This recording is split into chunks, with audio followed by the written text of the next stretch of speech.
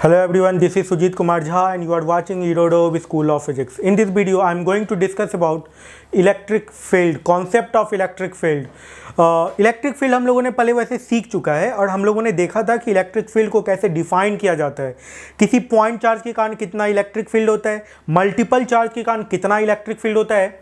और हम लोगों ने एक और पॉइंट देखा था, दो चार्ज प्लेस्ड है इक्विलिब्रियम एक पॉइंट पे था, वो पॉइंट इक्विलिब्रियम पॉइंट से यदि चार्ज को आगे बढ़ा रहे थे तो किस पॉइंट पे इलेक्ट्रिक फील्ड का वैल्यू मैक्सिमम मिल रहा था, कितना फोर्स मैक्सिमम हो रहा था। ये सब बातें हम लोगों ने पिछले लेक्चर वीडियो में सीखी थी।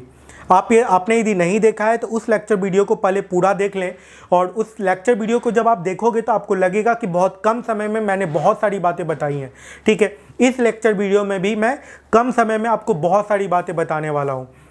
तो मेरा लेक्चर अटेंड करने के बाद आप बुक्स, कोई भी बुक्स एनसीईआरटी पढ़ लीजिए, एस सी ब्रह्मा की बुक पढ़ लीजिए। यदि आपके पास रेसनिक हेलिडे है वो पढ़ सकते हैं, यूनिवर्सिटी फिजिक्स जो है जेमेंस्की के वो उसको पढ़ सकते हैं। ठीक है, और भी आपके पास यदि कोई अच्छी किताबें हैं तो आप उसको पढ़ सकते हैं। कोई भी किताब पढ़िए, सभी राइटर अपने तरीके से अपनी किताब में सारी बातें वो लिखी देते हैं जितनी लिखनी चाहिए।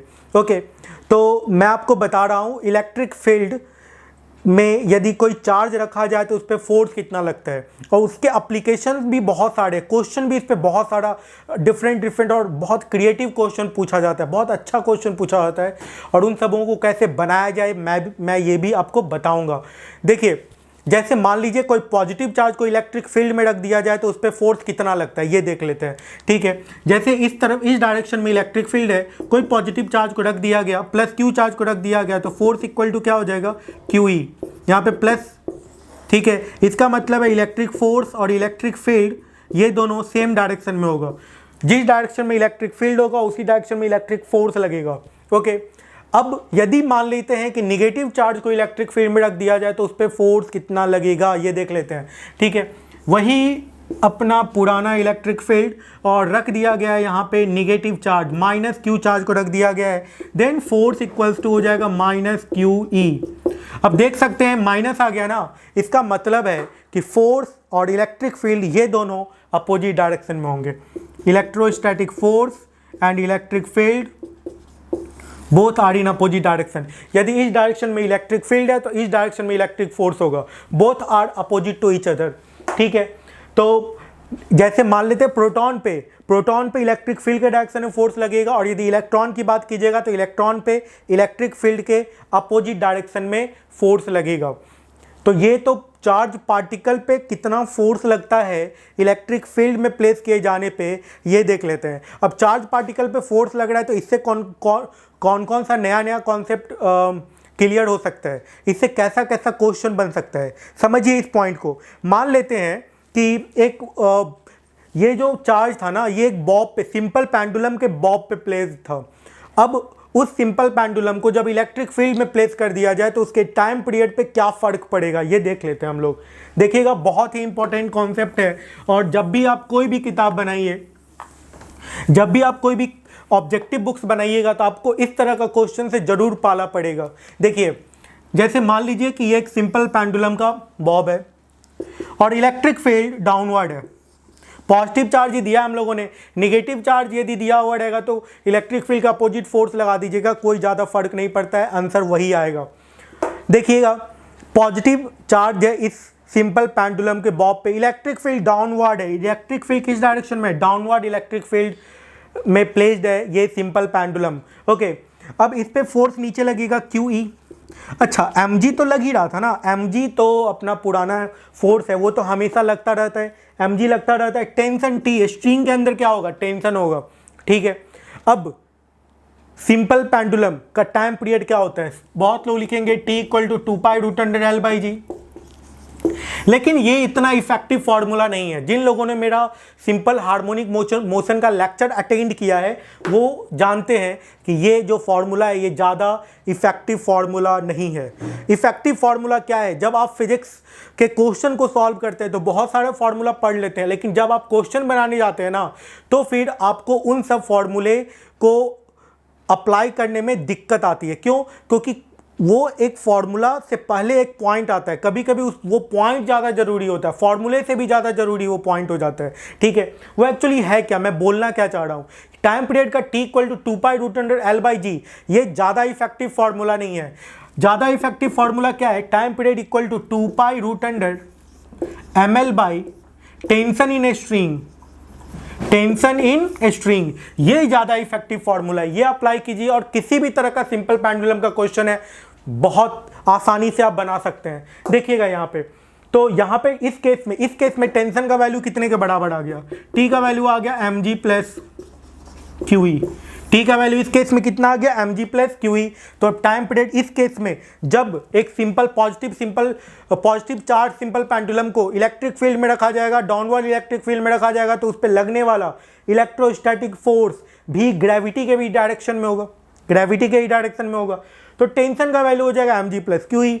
और time period of this simple pendulum का टाइम पीरियड कितना हो जाएगा? ये तो टेंशन आ गया ना, इसको टेंशन लिख देते हैं, कुछ लोग इसी को टाइम पीरियड ना समझ लें, टेंशन लिख देते हैं। तो टाइम पीरियड का वैल्यू कितने के बराबर आ जाएगा? 2π√ml/mg plus QE। ठीक है, कहीं कहीं पे आपको इस तरह का लिखा हुआ देख सकते हैं आप, L/g प्लस QE/m, कहीं कहीं पे आप ये भी देख सकते हैं।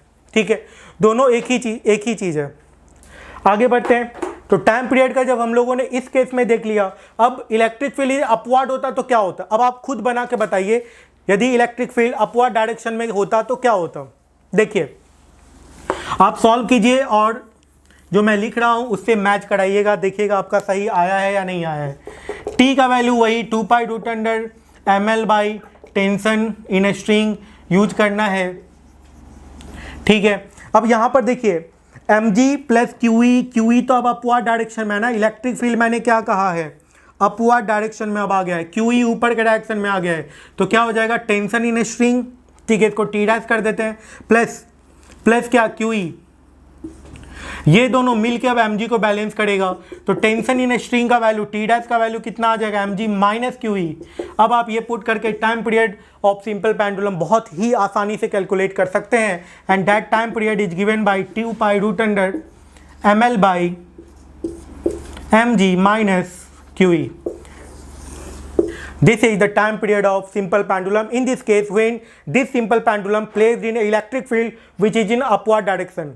और ये जो सिंपल पेंडुलम है इस पे पॉजिटिव चार्ज प्लेस्ड था, सपोज दैट इस पे निगेटिव चार्ज प्लेस्ड होता तो फिर क्या हो जाता? इलेक्ट्रोस्टैटिक फोर्स डाउनवर्ड लगता, mg प्लस QE हो जाता। तो इसके पहले जो इक्वेशन टाइम पीरियड का जो आया था वो इस केस में हो जाता जब निगेटिव चार्ज इस पे रहता तो, लेकिन इस पे पॉजिटिव चार्ज है, इलेक्ट्रोस्टैटिक फोर्स ऊपर लगेगा, टेंशन डिक्रीज हो जाएगा और इस तरीके से टाइम पीरियड इंक्रीज हो जाएगा। पिछले केस में डिक्रीज किया था टाइम पीरियड।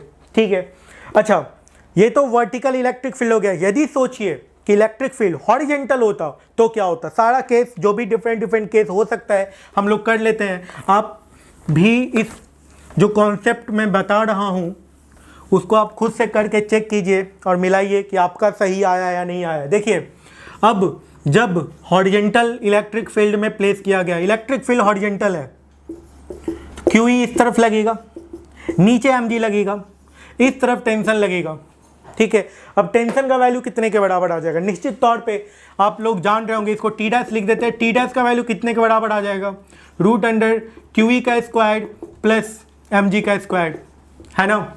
ये आ जाएगा टाइम पीरियड। अब ये टेंशन आ गया, तो अब टाइम पीरियड आप कैलकुलेट कर सकते हैं। टाइम पीरियड कितना होता है? 2π√ml/, tension in a string T dash.